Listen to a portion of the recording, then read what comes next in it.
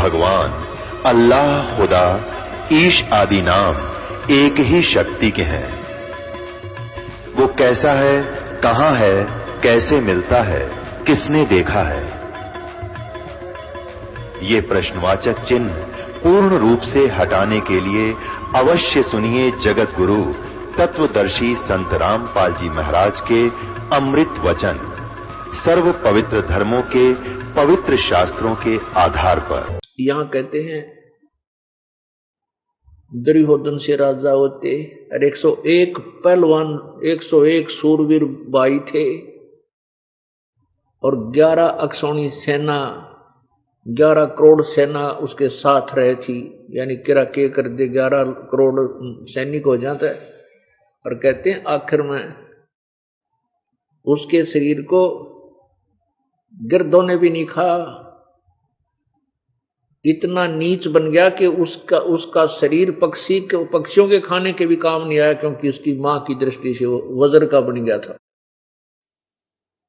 पुण्यात्माओं, ये सब कुछ ज्ञान सुना करके परमात्मा क्या बताना चाहते हैं? आज सुबह के सत्संग में प्रसंग चल रहा था कि परमात्मा ने आके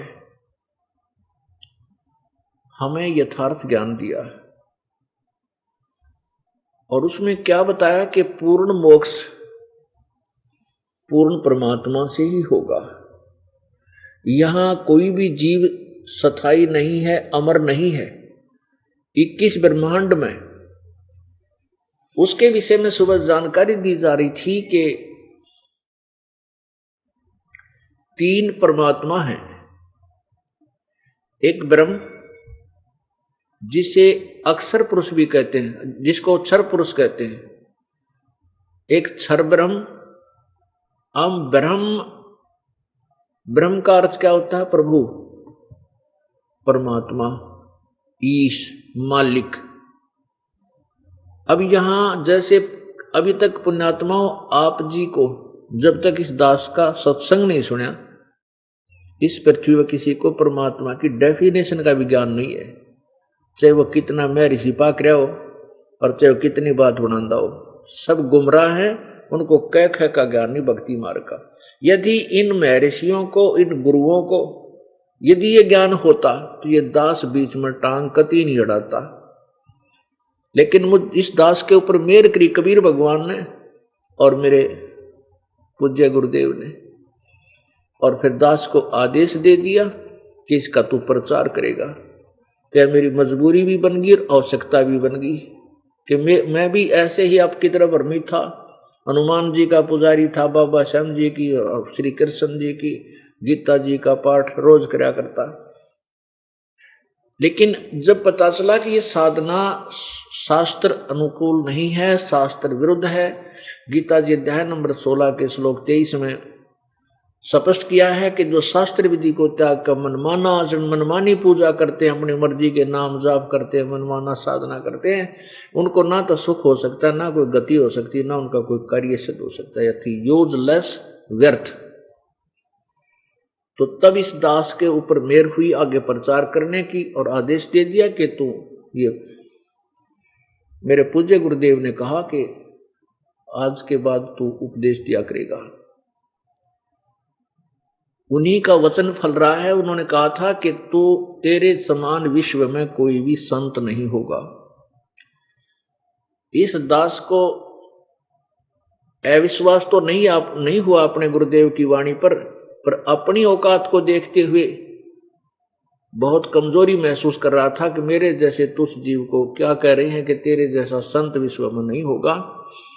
उनके वचन पर अविश्वास नहीं था, लेकिन अपनी औकात से परिचित था कि मेरे जैसे तुच्छ जीव को क्या बनाने जा रहे हैं। और कहते हैं साध वचन पलटे नहीं, चाहे पलट जाओ ब्रह्मांड। संत का वचन नहीं टला करता, चाहे विश्व उथल पुथल हो जाए। अब उन्हीं परमेश्वर की प्यारी आत्मा यानी हमारे पूज्य गुरुदेव की कृपा से और कबीर देव की रजा से ये अमृत ज्ञान का खजाना इस दास को मिल गया और ये खुले हाथों बांट रहा है। पूरे विश्व में इसको अब फैला दिया जाएगा। पूरे विश्व में शांति होगी, यह माया की होड़ मिट जाएगी। हम कहाँ से आए थे, कहाँ जाना है, ये हमें ज्ञान हो जाएगा। फिर हम यहाँ पाप नहीं कर सकते, हम किसी को लूट नहीं सकते, हम लुट सकते हैं। परमात्मा कहते हैं कबीरा आप ठगाइए और ना ठगिए कोई, आप ठगाएं सुख होएगा और ठगे दुख होए। तो हम परमात्मा के संविधान से परिचित हो जाएंगे, फिर हम गलती नहीं कर सकते। वो वह को ना जहर खाया ही नहीं जा सकता। जब हम सियाने हो जाएंगे, बालक तो कर सके गलती जिसने पता नहीं, वो विष भी खा सकता है, सर्प को भी पकड़ सकता है, उसको डस जा, बिजली के नंगे तार को भी हाथ लगा सकता है, क्योंकि उसको पता नहीं है कितनी भयंकर वस्तु है। जब ज्ञान हो जाता है, बच्चा बड़ा हो जाता है, तो फिर वह गलती वो कर नहीं सकता किसी सूरत में। ऐसे अभी हमें ज्ञान नहीं है तो हम गलती पे गलती करके अपराधी बनते जा रहे हैं। कोई मिलावट करता है, कोई चोरी करता है, कोई डाका डालता है, कोई किसी प्रकार कर रहा है, कोई झूठ बोल बोल कर धन कमा रहा है। तो इसका फिर भोग भोगना होगा। इतना भयंकर दुख होगा कि कोई कुत्ता बनेगा, कि टांग टूटेगी, खाज लगेगी, बुरा हाल हो जाएगा। इस जीवन में ना जाने के दुख भोगने पड़ेंगे उन प्राणियों को जो आज दोष कर रहे हैं, अपराध कर रहे हैं। किसी कैंसर हो जाएगी, कोई कोड लाग जाएगा, किसी का बेटा मर जाएगा, किसी का कुछ और हानि हो जाएगी, रो रो कर टाइम व्यतीत करेंगे। तो वो दुख क्यों आए? क्योंकि हमने पाप किए। तो वो पाप करेंगे तो दुख होगा, हमारे ऊपर संकट आएंगे, तो हम इसी गलती क्यों करेंगे जिनके ऊपर जिससे हमारे ऊपर संकट आए। तो हमें पूर्ण विश्वास हो जाएगा, परमात्मा के विधान से हम परिचित हो जाएंगे, तब गलती नहीं करेंगे। तो पुण्यात्माओं कहने का भाव ये है कि इस दास के अतिरिक्त ये अभिमान मत समझना, ये तत्व ज्ञान समझना और सच्चाई समझना। इस दास के अतिरिक्त आज विश्व में किसी को परमात्मा की परिभाषा का ही पता नहीं है। तो परमात्मा जैसे ब्रह्म शब्द है, वैसे ब्रह्म कहो, चाहे राम कहो, गॉड कहो, अल्लाह कहो, खुदा कहो, साब कहो, ये एक शक्ति बोधक शब्द है। अब जैसे एक विभाग ले लीजिए, ये दास पहले जेई की सर्विस करता था इरिगेशन महकमे से, तो उसमें एसडीओ साहब, एक्सियन साहब, एससी साहब और चीफ साहब, चीफ इंजीनियर, और फिर मंत्री साहब, फिर मुख्यमंत्री साहब और फिर प्रधानमंत्री साहब, ये सभी साहब कहलाते थे। लेकिन प्रत्येक साहब की पावर में भिन्नता आती चली जाती है। ऐसे ही राम समझो, ऐसे ही गॉड समझो, ऐसे ही ब्रह्म कहो चाहे राम कहो। तो जैसे तीन लोक के ब्रह्म, तीन लोक के राम, एक एक विभाग के साब, यानी साब है जैसे रजगुण विभाग का साब यानी भगवान राम, खुदा, ब्रह्मा जी, और सतोगुण विभाग का मंत्री यानी साहब विष्णु जी, और तमोगुण विभाग का साहब यानी राम भगवान, ये शंकर जी, और इनके पिताजी ये ब्रह्म ज्योति निरंजन क्षर ब्रह्म, ये मुख्यमंत्री समझो एक ब्रह्मांड में। ऐसे इस परमात्मा की परिभाषा को समझने के लिए आपको एक एग्जाम्पल दिया है, उदाहरण दिया है। तो ये सभी साब हैं, और ये जो काल जो है ये ब्रह्म नाम से प्रसिद्ध हो गया। ब्रह्म कहो चाहे साब कहो, जैसे विभाग में, जैसे डीसी ऑफिस में,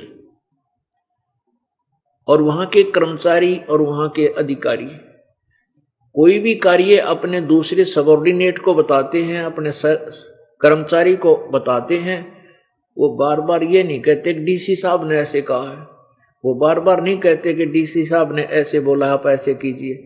वो सीधा कहते हैं उस ऑफिस वाले कि साहब का ये आदेश है। तो उनके लिए अंडरस्टूड साहब होता है डीसी साहब। तो ऐसे ही इस एक ब्रह्मांड में ब्रह्म नाम से प्रसिद्ध हो गया यू काल, ये ज्योति दर्द। तो यहां जब भी भगवान परमात्मा की संज्ञा आती है कि परमात्मा ने ऐसे कर दिया, तो ब्रह्म पर सुई टिक जाती है। सबके माइंड की नीडल, सबके दिमाग की सुई जब ब्रह्म को ही भगवान मान बैठे, तो ब्रह्म जो है यहां परमात्मा पाक गया। परमेश्वर कबीर देव जी कहते हैं कि मुल्ला माया जग मग में बैठी हंसा चुन चुन खाई, और ये ज्योत स्वरूपी कह निरंजन में ही करता भाई, कि यू कालनों का मैं भगवान हूं, एक न करता दो ना करता नो ठहराए भाई, और 10वां भी धुंधर में मिल जा सत कबीर दुहाई। अब क्या बताते हैं, तो ब्रह्म जो है भगवान को कहते हैं। अब ये ब्रह्म यहां का वेल नोन हो गया, सुप्रसिद्ध हो गया, ये 21 ब्रह्मंडोड़ा मालिक ये ब्रह्म नाम से प्रसिद्ध हो गया। इसलिए ऊपर के भगवानों को समझाने के लिए फिर परब्रह्म और परम अक्षर ब्रह्म ये और संज्ञा देनी पड़ी।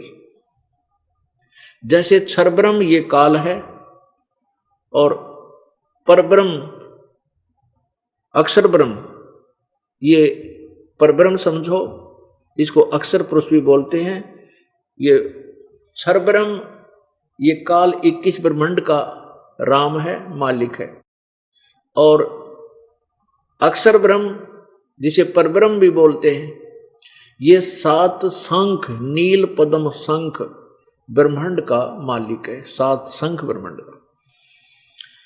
और फिर परम अक्षर ब्रह्म, अब पूर्ण परमात्मा, जैसे परमात्मा तो ये भी है, लेकिन ये पूर्ण को ना, कंप्लीट गॉड नहीं है। ये ब्रह्मा विष्णु महेश ब्रह्म और परब्रह्म ये कंप्लीट गॉड नहीं है, ये पूर्ण परमात्मा नहीं है, लेकिन परमात्मा अवश्य है। परमात्मा माने श्रेष्ठ आत्मा, परम यानी श्रेष्ठ आत्माएं हैं, इसलिए ये ईश पद पर हैं। अब जैसे ब्रह्म है, परब्रह्म इसलिए कहना पड़ा कि इससे और भगवान है, नहीं तो ब्रह्म शब्द बहुत है भगवान के लिए, बस ईश शब्द बहुत है। लेकिन ईश्वर क्यों कहा कि अन्य भी भगवान ईश हैं, उनमें श्रेष्ठ एक ईश्वर, उनमें से श्रेष्ठ एक ईश्वर है। फिर ईश्वर कई हैं, इसलिए परमेश्वर कहा, यानी ईश्वरों में भी श्रेष्ठ, ईश्वर से भी श्रेष्ठ परमेश्वर। अब जैसे ईश तो समझो ये ब्रह्म है, और ब्रह्म के लेवल के और बहुत ब्रह्मांड हैं, तो उनमें श्रेष्ठ है ईश्वर, यानी उन ब्रह्म में भी श्रेष्ठ। जैसे मुनिवर, मुनिवर का अर्थ है कि मुनि तो और भी है, उनमें एक श्रेष्ठ। ऐसे ही ईश्वर शब्द अनेक ईश यानी भगवानों का बोधक है, और परमेश्वर उन ईश्वरों में भी श्रेष्ठ, ईश्वरों में भी परम श्रेष्ठ परमेश्वर, तो वो परमेश्वर है। तो 3 परमात्मा विशेष रूप से विख्यात हैं, जैसे क्षर ब्रह्म, अक्षर ब्रह्म और परम अक्षर ब्रह्म। क्षर ब्रह्म को क्षर पुरुष भी बोलते हैं, अक्षर ब्रह्म को अक्षर पुरुष भी कहते हैं, परम अक्षर ब्रह्म को परम अक्षर पुरुष भी बोलते हैं। तो हमने पवित्र सदग्रंथों को समझने के लिए पहले इस डेफिनेशन को ध्यान में रखना होगा, तब हम परमात्मा से परिचित होंगे, परिभाषा प्रभु की हम समझ सकेंगे। अब हमने ये विचार करना है कि कौन से भगवान कौन से प्रभु की साधना से क्या लाभ होगा। अब जैसे सुबह के सत्संग में आप जी ने सुना था, गीता ज्ञान दाता कहता है कि मेरा तो एक ओम नाम है, और ओम नाम का जाप जो अंतिम श्वास तक उच्चारण करके करता है, मुझ ब्रह्म का ये उच्चारण करता है, तो मेरे वाली परम गति को प्राप्त होता है। और अपनी परम गति को 7वें अध्याय के 18वें श्लोक में कहता है वो भी अनुतम है, व्यर्थ है। इसलिए कहा कि तू 18वें अध्याय के 62वें श्लोक में कहा कि अर्जुन तू सर्वभाव से उस परमेश्वर की शरण में जा, उसकी कृपा से ही तो परम शांति और शाश्वत स्थान यानी सत्य लोक को प्राप्त होगा, जहां जाने के बाद तेरी फिर मृत्यु नहीं होगी। पुण्यात्माओं, हम सभी को जन्म और मृत्यु का दीर्घ रोग लगा है, और जब तक ये जन्म मृत्यु का रोग नहीं कटेगा तब तक सुख की उम्मीद मत करना। यहां पर परमात्मा कहते हैं तंद्र सुखिया कोई ना देखा, जो देखा सो दुखिया हो, उदय अस्त की बात क्रम ने सबका किया विवेका हो। घाटा बाद सब जग दुखिया, क्या गृहस्थी बैरागी हो, और सुख देव ने दुख के डर से गर्भ में माया त्यागी हो। फिर बताते हैं कि जंगम दुखिया योगी, दुखिया तपस्वी को दुख दूना हो, आशा तृष्णा सब में व्यापक, कोई मैल ना सुनना हो। फिर परमात्मा कहते हैं साच कहूं तो जग ना माने, पर झूठ कही ना जाई हो, ये ब्रह्मा विष्णु शिव जी दुखिया जिन ये राह चलाई हो। आगे परमात्मा बताते हैं कि सुरपति दुखिया, भूपति दुखिया, रंग दुखी बपरीति हो, कह कबीर और सब दुखिया, एक संत सुखी मन जीती हो। कमाल कर दिया आखिर में कि साच कहूं तो जग नहीं माने, क्योंकि जिस समय परमात्मा ये तत्व ज्ञान का प्रचार किया करते थे कबीर परमेश्वर, उस समय हमारे पूर्वज सब अशिक्षित थे, और जिनको हम शिक्षित और विद्वान और महर्षि समझते थे, जो संस्कृत भाषा जानते थे, ब्राह्मण और गुरु, उनको सदग्रंथों का कह का पता नहीं था। परमात्मा उसी समय कहा करते ब्रह्मा विष्णु महेश अजरो अमर नहीं है, इनकी पूजा से मोक्ष नहीं है, ना तुम्हारा कोई कर्म दंड कट सकता है, ना तुम्हें कोई सुख हो सकता है। ब्रह्मा विष्णु महेश केवल तुम्हें अपना वर्क डन दे सकते, ये तुम्हारे कर्म में परिवर्तन नहीं कर सकते, उसको पूर्ण ब्रह्म कर सकता है। ये ब्रह्मा विष्णु महेश पूजा के योग्य नहीं है, इनकी पूजा नहीं करनी। परमात्मा ने यह भी नहीं कहा कि इनकी कोई सतिथि नहीं है। परमेश्वर कबीर जी ने ऐसा निर्णायक ज्ञान दिया था, लेकिन ये लोग नहीं समझने दिया परमात्मा की इस महिमा वाणी को। इन नकली ऋषियों महर्षियों ने ऊपर नहीं आन दिया, और ये कह करके रिजेक्ट कर दिया कि ये कबीर तो जुलाहे जाति में है, शूद्र है, इसको संस्कृत का ज्ञान नहीं है, ये क्या जाने सदग्रंथों के गूढ़ रहस्यों को। और वो गूढ़ रहस्य परमात्मा ने अपनी सिंपल लैंग्वेज में ऑलरेडी बोल रखे थे, जो आज आपके समक्ष दास बता रहा है, वो ज्ञान जो आज सदग्रंथों में विद्यमान है। परमेश्वर ये कहा करते थे कि अक्षर पुरुष एक पेड़ है, निरंजन वाकी डार, और तीनों देवा शाखा है, यो पात रूप संसार। अब पुण्यात्माओं, कबीर परमात्मा ने ये नहीं कहा कि ब्रह्मा विष्णु महेश रिजेक्ट कर दो, रिजेक्टेड है, नहीं, केवल समझाने का तरीका अपनाया। ये देखिएगा पवित्र गीत श्रीमद् भगवत गीता जी, इसमें अध्याय नंबर 15 के श्लोक नंबर 1 में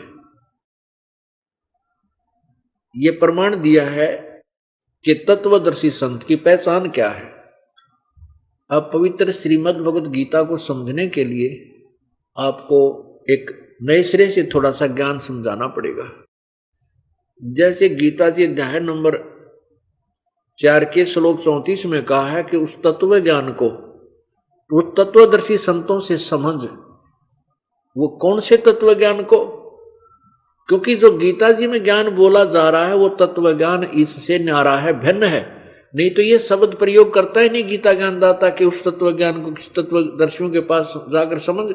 यदि गीता जी का ज्ञान कंप्लीट होता, गीता जी का ज्ञान कंप्लीट नहीं है, इनकम्प्लीट है, लेकिन रॉन्ग नहीं है, गलत नहीं है। यह श्रीमद् भगवत गीता, इसके अध्याय नंबर 4 का श्लोक नंबर 32 आपको समझाएंगे, और 32 से पहले 25, 26, 27, 28, 29, 30 ये समझेंगे। अब गीता जी अध्याय नंबर 4 के श्लोक 25 से लेकर और 30-31 तक ये बताने का प्रयत्न किया है कि कोई तो ऐसी साधना करता है, कोई ऐसी साधना करता है, कोई देवता पूजता है, और कोई किसी प्रकार प्राणायाम आदि करके ही अपने आप में संतुष्ट है और इन साधनाओं को पाप नाशक मान कर रहे हैं, पाप नाशक जानते हैं। फिर चौथे अध्याय के 32वें श्लोक में बताया है कि इस प्रकार जो 25 से और 29 तक 30 तक जो ज्ञान दिया है, जो कैसी साधना कर रहे हैं, इस तरह का ज्ञान और इनसे और भी विस्तार पूर्वक ज्ञान जो है परमेश्वर की वाणी में, सच्चिदानंद घन की वाणी में, यानी पूर्ण परमात्मा की वाणी में विस्तार से कही गई है। वो है तत्व ज्ञान, यानी वो गीता ज्ञान से अलग है। यदि गीता में ही होता या वेदों में होता, क्योंकि वेदों का ज्ञान गीता जी में बोला जा रहा है, उससे अलग कोई ज्ञान है। यही पवित्र वेदों में प्रमाण है। यजुर्वेद अध्याय नंबर 40 के श्लोक नंबर 10 में और 13 में स्पष्ट किया है कि कोई तो परमात्मा को उत्पन्न होने वाला, जन्म लेने वाला साकार मानता है, और कोई कहता है वो कभी जन्म नहीं लेता। कहती ये ज्ञान भी उन तत्वदर्शी संतों से ही समझो, वो बताएंगे। यानी वो वेदों का ज्ञान दाता भी ब्रह्म है, गीता जी का ज्ञान दाता भी ब्रह्म है। तो वेदों से अलग भी और ज्ञान है, ऐसे गीता जी से भिन्न कोई और ज्ञान है जिसको तत्वदर्शी संत ही बताएंगे। वो तत्वदर्शी संत कैसे होंगे, उसका प्रमाण भी श्रीमद् भगवत गीता के अध्याय नंबर 15 के श्लोक 1 में वो स्पष्ट किया है, वो आपको दिखाएंगे। अब देखिएगा, ये श्रीमद् भगवत गीता अध्याय नंबर 4, इसमें श्लोक नंबर 25 यहीं से है। अब क्या बताते हैं कि दूसरे योगीजन मीन साधक, देवताओं के पूजन रूपी यज्ञ का ही भली भांति अनुष्ठान किया करते हैं। अन्य योगीजन यानी साधक ब्रह्म अग्नौ परब्रह्म यानी ब्रह्म अग्नौ परब्रह्म परमात्मा रूप अग्नि में अभेद दर्शन रूप यज्ञ का ही के द्वारा ही आत्म रूप यज्ञ का हवन किया करते हैं। इसका क्या अर्थ है कि कुछ तो साधक देवताओं की पूजा करते हैं और कुछ ब्रह्म अग्नौ यानी ब्रह्म तक की साधना करते हैं, और कुछ ये कहते हैं ना आत्म ज्ञान हो जाना चाहिए इंसान को, बस कहते हैं वो आत्म ज्ञान तक सीमित है। आगे देखिएगा 26 में क्या कहा है, अन्य योगीजन श्रोत्र आदि समस्त इंद्रियों को संयम रूप अग्नि में हवन किया करते हैं। दूसरे योगीजन शब्द आदि समस्त इंद्रियों को, समस्त विषयों को इंद्रिय रूप अग्नि में हवन किया करते हैं। 27 में दूसरे योगीजन इंद्रियों की संपूर्ण क्रियाओं को और प्राणों की समस्त क्रियाओं को ज्ञान से प्रकाशित आत्म संयोग योग रूप अग्नि में हवन किया करते हैं। 28 में कहा कि कई पुरुष द्रव्य संबंधी ज्ञान संबंधी यज्ञ करने वाले, जो भंडारे भंडूरे लगाते हैं ना, जो धन से होने वाली है, कोई तपस्या रूप यज्ञ माने साधना, कोई तपस्या करते हैं, और कुछ योग ही करते हैं, यानी आसन वगैरह लगा कर उन फाइनल मान रहे हैं, दूसरे योग रूप यज्ञ करने वाले हैं। और कुछ कितने ही अहिंसा आदि तीक्ष्ण व्रतों से युक्त यत्नशील स्वाध्याय रूप ज्ञान यज्ञ करने वाले हैं। कुछ तो अहिंसावादी हैं, जैसे आपने देखा होगा मुंह पर पट्टी बांध के और पैरों से नंगे, कुछ तो मुंह पर पट्टी बांध के आपने देखा होगा घूमते हैं। अभी हम जीव ऐसा नहीं करते, अपने कोई ऐसे जीव ना मर जाए मुंह के अंदर आके नंगे पैरा फिरते हैं कि हमारे पैरों जूते पहनेंगे तो कहीं जीव ना मर जाए, यानी केवल उस सन भक्ति मान रहे हैं कि इसी से हमारा मोक्ष हो जाएगा। और कुछ केवल स्वाध्याय करते हैं, नित्य पाठ करते हैं, जैसे ये गायत्री जाप जो करते हैं, गायत्री जाप, इन्होंने गायत्री जाप के बना रखा है, ओम शब्द लगा दिया, किसके साथ, यजुर्वेद अध्याय नंबर 36 के मंत्र नंबर 3 के साथ में। पुण्यात्माओं, इस इस गायत्री मंत्र जो इन्होंने बना लिया अज्ञानियों ने, इसके पढ़ने से क्या लाभ होगा? सब अध्याय, स्वाध्याय का भी लाभ क्या है? एक यज्ञ, ज्ञान यज्ञ है बस। और यज्ञ क्या है? एक यज्ञ धर्म की, दूसरी यज्ञ ध्यान, तीसरी यज्ञ हवन की, चौथी यज्ञ प्रणाम, पांचवी यज्ञ ज्ञान की।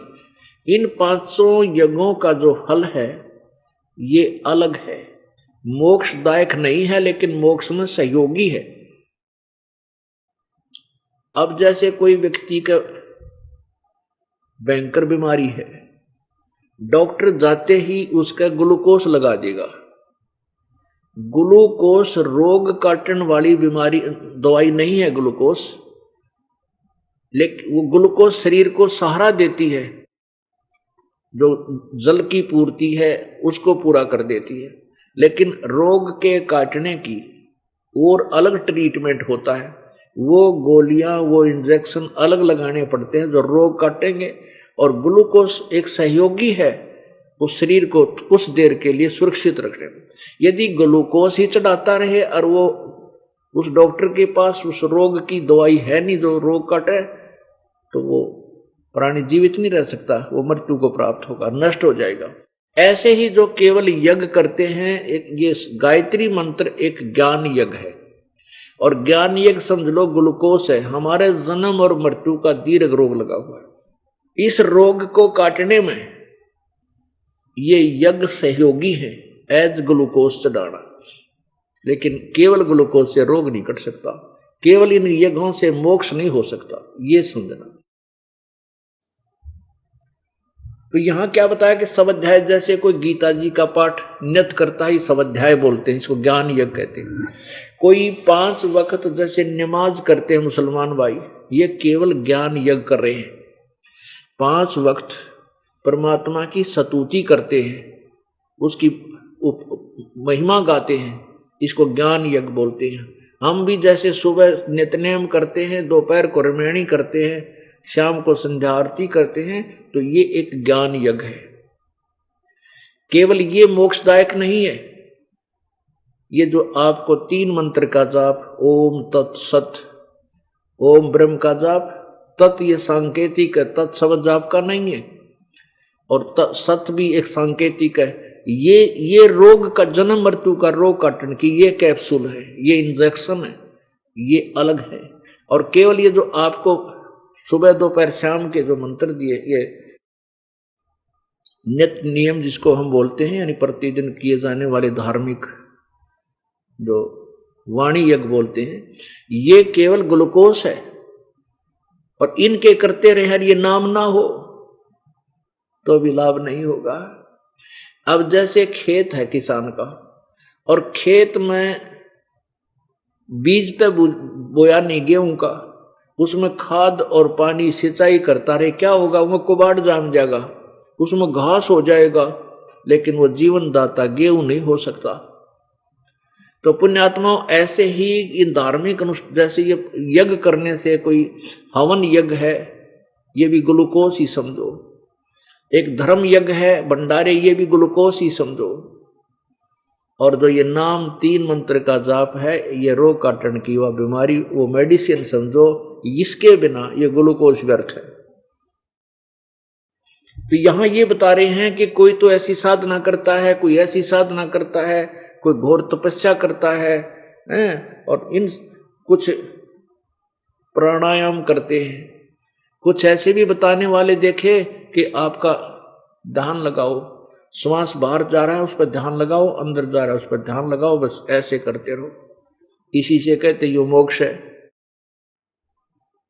तो इसलिए गीता जी अध्याय नंबर 4 के श्लोक नंबर 32 में फिर ये कहा है कि उस सच्चिदानंद घन इस प्रकार से बहुत विस्तृत जानकारी उस सच्चिदानंद घन ब्रह्म की वाणी में विस्तार पूर्वक कहे गए हैं।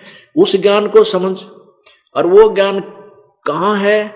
4 अध्याय के 34वें श्लोक में कहा कि उस तत्व ज्ञान को जो 32वें श्लोक में जिसके विषय में कहा है, तत्वदर्शी संतों के पास जाके समझ, वो बताएंगे, उस परमेश्वर की वाणी से बताएंगे वो। अब देखिएगा, गीता जी अध्याय नंबर 4 का। अब हमने 29 और 30 श्लोक पढ़ना है। दूसरे कितने ही योगी जन अपान वायु में प्राणवायु हवन करते हैं, ये प्राणायाम जो आदि करते हैं, वैसे अन्य योगी जन प्राणवायु में अपान वायु हवन करते हैं। अन्य कितने ही नियमित आहार करने वाले हैं, कुछ अल्पाहारी हैं, केवल एक टाइम खाना खाते हैं या फल खाते हैं। प्राणायाम प्राण पुरुष प्राण और अपान की गति को रोककर प्राणों में ही हवन किया करते हैं। सभी साधक यज्ञों द्वारा पापों का नाश कर देने वाले यज्ञों को जानने वाले हैं। इसका वास्तविक अर्थ यह है कि सभी जो साधक हैं ये अपनी साधना को पाप नाशक जानते हैं। इतनी सी बात है, क्योंकि ये जो ज्ञान अनुवाद करता है विचलित है, इनको कहेंगे मेरा था को नहीं, इनको कोई कथा का ज्ञान नहीं था और अपने अपने सट्टे मार दिए। दुनिया को जो भोली आत्माएं हैं वो इनके अनुवाद को पढ़ कर उलझ पुलझ ऐसे ही अपना जीवन व्यर्थ करके चले गए। अब ये 5500 वर्ष पहले श्रीमद् भगवद गीता जी का उच्चारण काल भगवान ने श्री कृष्ण जी में प्रवेश करके किया था, और उसी समय श्री वेद व्यास जी ने इसको लिपिबद्ध किया था, और आज तक गीता जी को कोई समझ नहीं सका। या इस दास पर कृपा की कबीर भगवान ने जो ये खजाना मेरे को दिया और इसी बुद्धि दी जीव को कि ये सदग्रंथों को यथार्थ ज्ञान कर अनुवाद करके आपके समक्ष पेश कर दिया। तो पुण्यात्माओं, अभी तक मानव समाज को तत्वदर्शी संत नहीं मिला था, इसलिए काल के नकली ऋषियों महर्षियों और गुरुओं का दाव लगा रहा, हमारे जीवन बर्बाद कर गए और अपना भी जीवन नष्ट करके चले गए। वो पाप के भागी बन गए, क्योंकि इससे बड़ा पाप कोई नहीं है प्राणी को जो किसी को मिसगाइड करता है। एक अनमोल मनुष्य जीवन को बर्बाद कर देना, एक इंसान किसी की हत्या कर देता, उसको फांसी सजा या 20 साल की सजा सुनाई जाती है, और ये संत लाखों और करोड़ों के जीवन को नष्ट कर रहे हैं।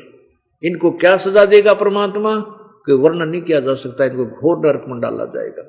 ईबते चौधरी पाक रहे हैं, प्रभु पाके बैठे महर शिर महाराज को, और दुनिया बेचारी भोली आत्मा इनके चढ़ावा फिर ये कुत्ते वाली मौत हो, इनका बुरा हाल होगा और ना जाने कौन सी योनि में इनको दंड पाना पड़ेगा। अब ये वही पवित्र गीता जी, और हमें क्या बताया गया था, 4 लाइन सुनाया करते थे, अर्जुन तू क्या लाया था, तू क्या लेकर जाएगा। गीता जी का सार ये सुनाया करते थे, तू कर्म कर फल की इच्छा मत कर, बस ये है गीता का सार। गीता का इतना ही सार है, गीता का तो ये सार है कि इसमें गीता ज्ञानदाता ने कहा मेरी भक्ति करनी है तो भाई ये मंत्र है और ये यज्ञ कर, लेकिन मेरी भक्ति अनुत्तम है, घटिया है, ना तो तेरी जन्म मृत्यु मिटे ना मेरी मिटे। गीता जी अध्याय नंबर 2 के श्लोक नंबर 12 में कहा कि अर्जुन ये मत समझे कि ये राजा लोग और तू और मैं पहले नहीं जन्मे थे या आगे ना जन्मेंगे। गीता जी अध्याय नंबर 4 के श्लोक नंबर 5 में कहा कि अर्जुन तेरे और मेरे बहुत जन्म हो चुके हैं, तू नहीं जानता मैं जानता हूं। फिर श्लोक नंबर 9 में अध्याय नंबर 4 के में कहा कि अर्जुन मेरे जन्म और कर्म अलौकिक है। गीता जी अध्याय नंबर 10 के श्लोक नंबर 2 में कहा कि अर्जुन मेरी उत्पत्ति को ये ऋषि और ये देवता नहीं जानते, क्योंकि मैं इनका आदि कारण हूं, क्योंकि काल से ये ब्रह्मा विष्णु महेश और ये ऋषि सब इसी से उत्पन्न हुए। अब पिता की उत्पत्ति को संतान नहीं बता सकती, हाँ दादाजी बता सकते। तो कबीर परमेश्वर ये ब्रह्मा विष्णु महेश के दादाजी थे, वो पूर्ण ब्रह्मों ने आकर के ये सारी कहानी बताई, और कौन किसकी उत्पत्ति कहां से हुई ये सृष्टि रचना में बताई। अब ये आपने 30 तक सुन लिया, हाँ ये है गीता का सार के गीता ज्ञानदाता कहता है मेरी साधना करेगा तो जन्म मृत्यु तेरी भी होगी मेरी भी होगी, और भाई युद्ध तो तुझे करना ही पड़ेगा।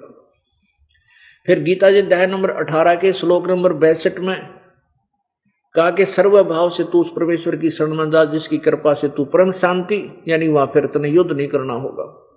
और शाश्वत स्थान सदा रहने वाले लोक में चला जाएगा, तेरी फिर जन्म मृत्यु नहीं होगी। गीता जी अध्याय नंबर 15 के श्लोक नंबर 4 में कहा है कि तत्व ज्ञान प्राप्त होने के पश्चात उस परमेश्वर के उस परम पद की खोज करनी चाहिए, जहां जाने के बाद फिर लौटकर इस संसार में प्राणी नहीं आते, साधक नहीं आते, अर्थात उनको पूर्ण मोक्ष हो जाता है।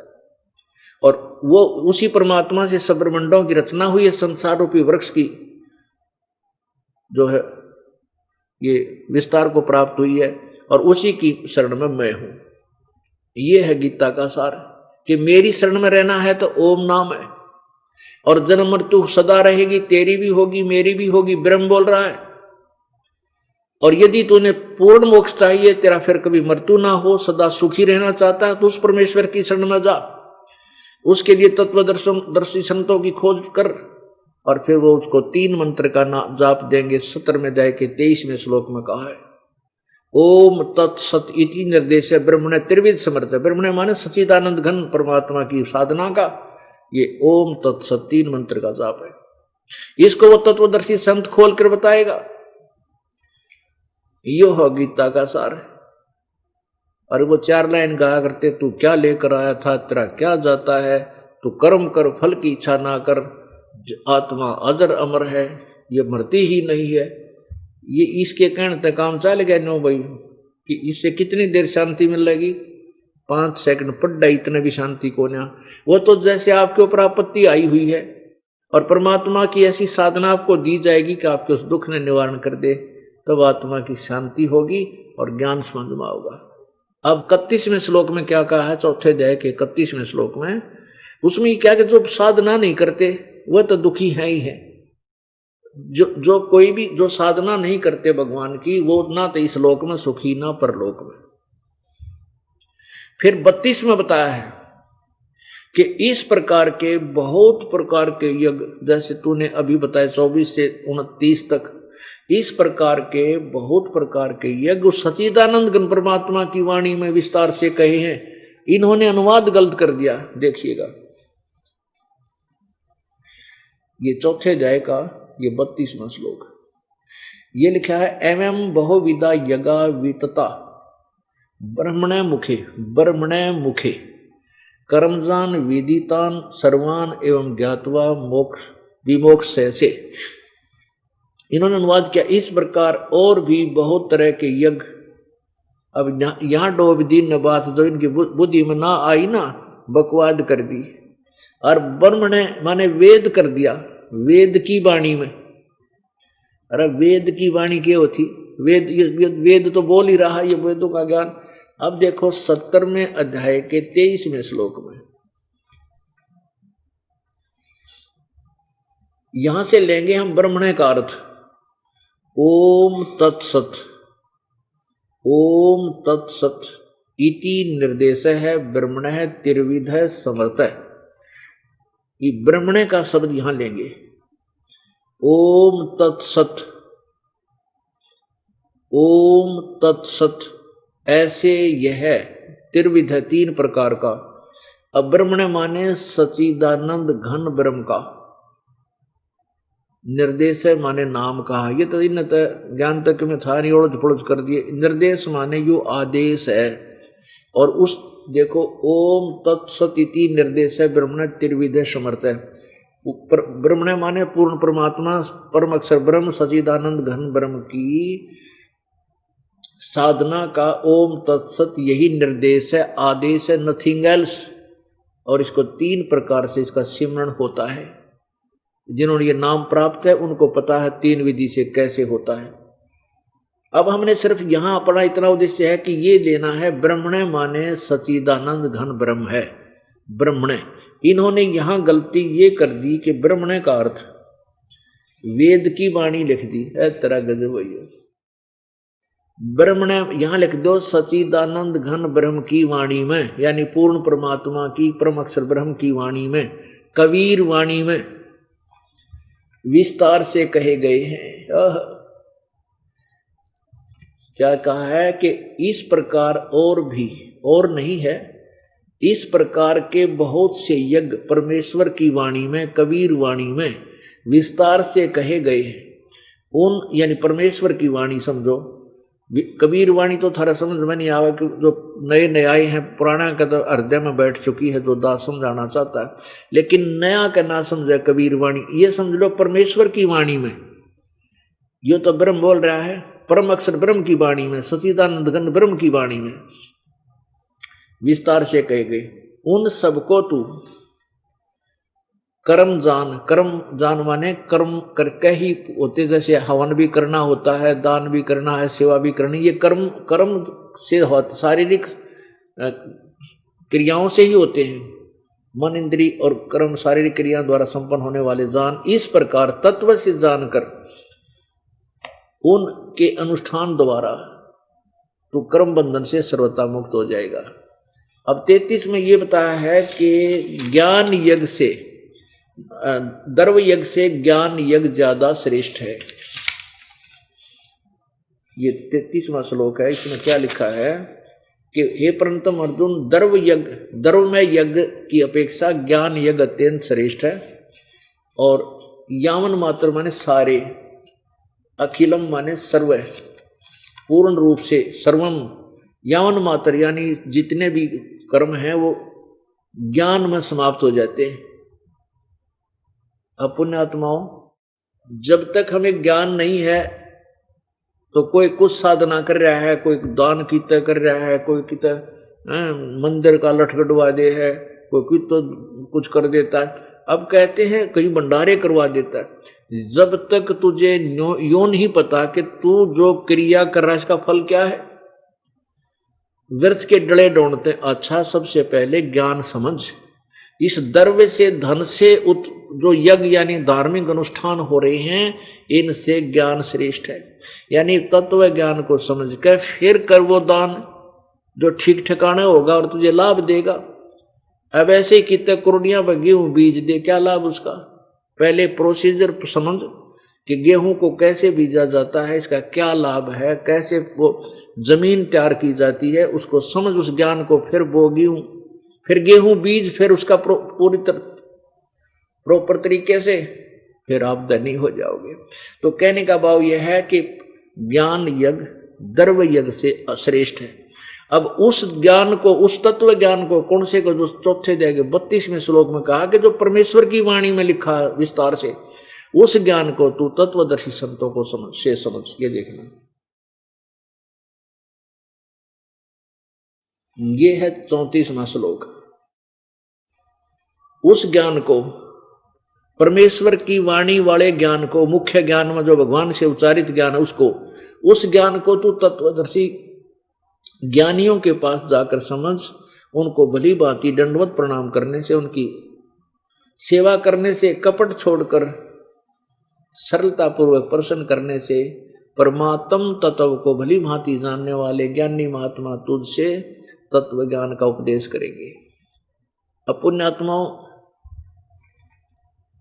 कति क्लियर हो गया कि गीता ज्ञान से अन्य कोई और ज्ञान है जो तत्व ज्ञान है।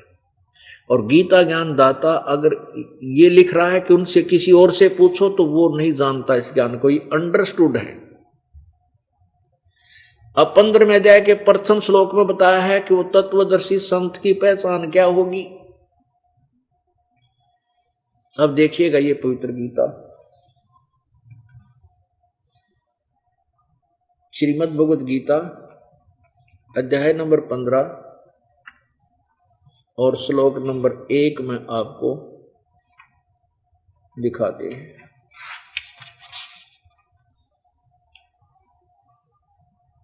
ऊर्ध्व मूलम अधः शाखम अश्वत्थम प्राहु अवम छंदासी यस्य प्रणानि ये तम वेद स वेदवित्।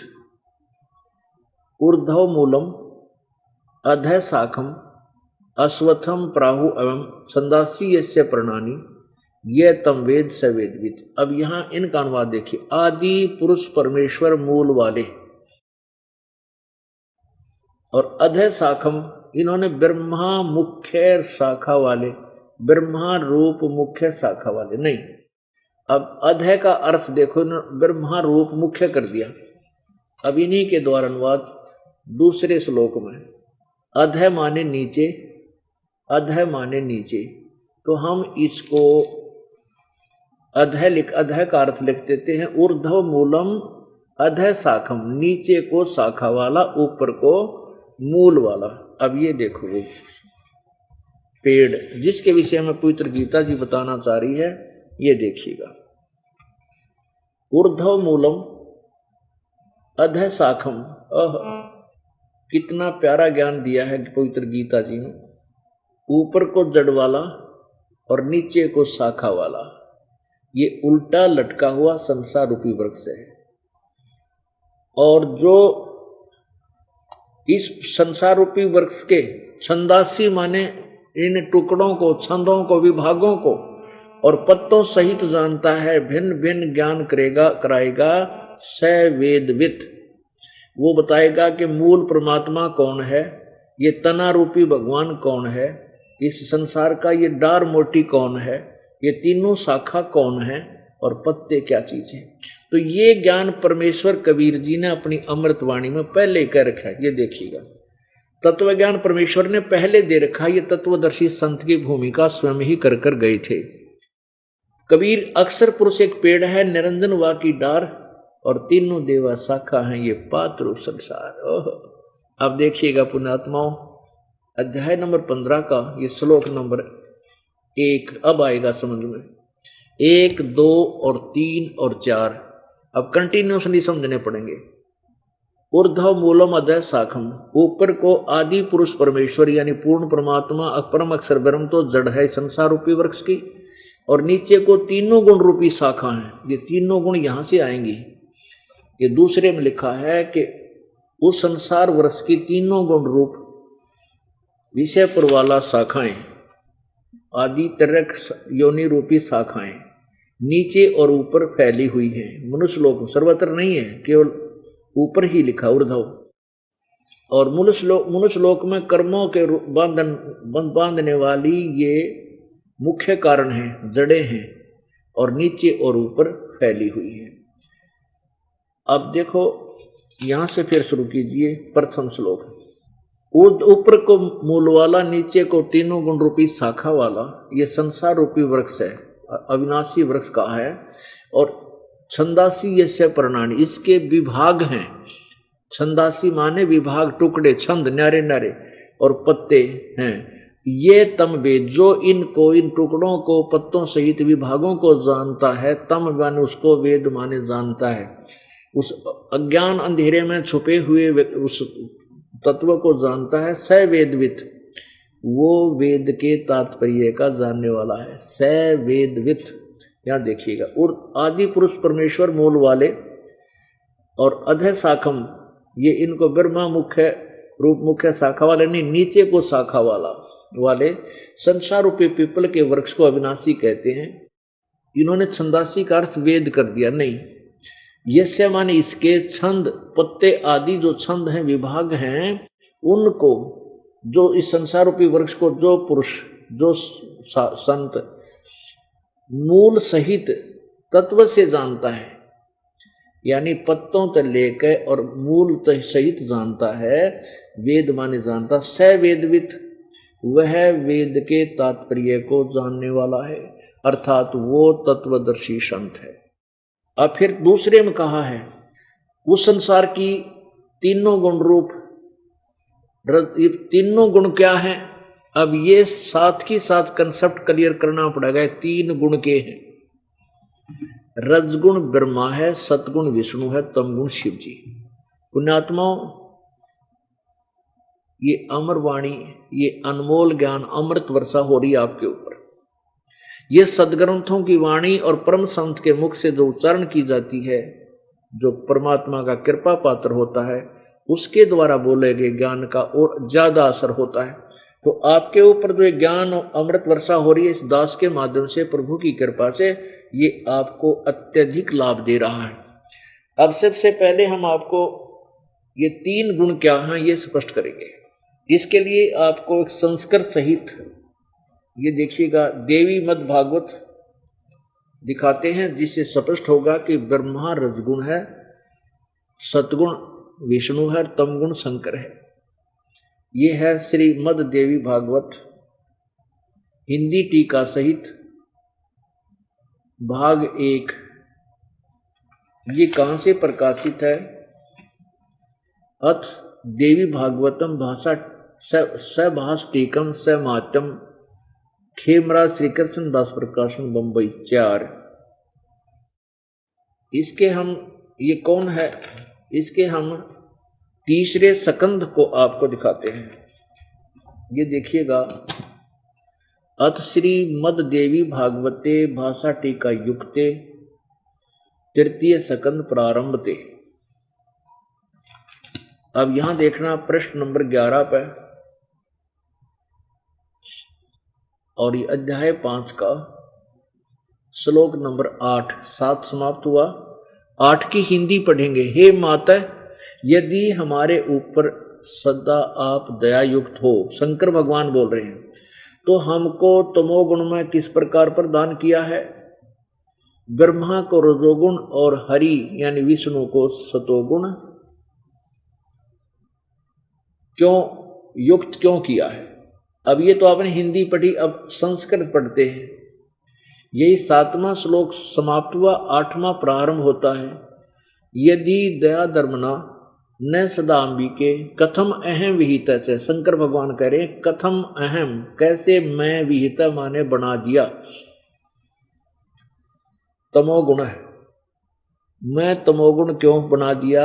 और कमल जय कमल से उत्पन्न होने वाले ब्रह्मा को रजोगुण संभव रजोगुण क्यों बना दिया? और सुहित किमु सतोगुण हरि, और इस विष्णु को आपने सतोगुण क्यों बना दिया? इति सिद्धम के रजगुण ब्रह्मा है, सतगुण विष्णु, तमगुण शिव जी। अब गीता प्रेस गोरखपुर से और दिखाते, क्योंकि पवित्र हिंदू समाज गीता प्रेस गोरखपुर से प्रकाशित पुस्तकों को ऑथेंटिक मानता है। अब इसमें भी दिखाते हैं आपको। यह श्रीमद् देवी भागवत गीता प्रेस गोरखपुर से प्रकाशित है। श्रीमद् भागवत देवी भागवत संपादक हनुमान प्रसाद पोदार चमन लाल गोस्वामी। ये कहाँ से प्रकाशित हुई है, किसने छापी है? प्रकाशक एवं मुद्रक गीता प्रेस गोरखपुर, गोविंद भवन कार्यालय कोलकाता का संस्थान। इसके तीसरे सकंद में थोड़ा सा दिखाते हैं आपको। 123 पृष्ठ पे 123 पृष्ठ बहुत कंसेप्ट क्लियर कर देता है कि ब्रह्मा विष्णु महेश नासवान हैं, इनकी जन्म मृत्यु होती है, इनकी माँ दुर्गा है, और ये सतगुण विष्णु है, रजगुण ब्रह्मा है, तमगुण शिव जी। ये थोड़ा सा 5-7 लाइन कति क्लियर कर देंगे ये पंक्तियां, देखिएगा। ये है श्रीमद् संक्षिप्त देवी भागवत तीसरा सकंद पृष्ठ 123 पर भगवान विष्णु कह रहे हैं, तुम शुद्ध स्वरूपा हो, यह संसार तुम ही से उद्भासित हो रहा है। मैं ब्रह्मा और शंकर हम सभी तुम्हारी कृपा से विद्यमान हैं। हमारा आविर्भाव मृत्यु, आविर्भाव माने जन्म, और तिरोभाव माने मृत्यु। हमारा तो जन्म और मृत्यु हुआ करता है, केवल तुम ही नित्य हो, जगत जननी हो, प्रकृति और सनातनी देवी हो। शंकर भगवान बोले, देवी यदि महाभाग विष्णु तुम्ही से प्रकट हुए हैं, तो उनके बाद उत्पन्न होने वाले ब्रह्मा भी तुम्हारे ही बालक हुए। फिर मैं तमोगुणी लीला करने वाला शंकर क्या तुम्हारी संतान नहीं हुआ? अर्थात मुझे भी उत्पन्न करने वाली तुम ही हो। आगे देखो, इस संसार की सृष्टि स्थिति और संहार में तुम्हारे गुण सदा समर्थ हैं। उन्हीं तीनों गुणों से उत्पन्न हम ब्रह्मा विष्णु एवं शंकर नियमानुसार कार्य में तत्पर रहते हैं। अब इससे क्या सिद्ध हो गया? रजगुण ब्रह्मा है, सतगुण विष्णु, तमगुण शिव जी। ऊपर को जड़ वाला परमेश्वर ने यही गीता जी वाला ज्ञान कबीर भगवान ने 600 वर्ष पहले बोला था अपनी वाणी में, सच्चिदानंद घन की वाणी में।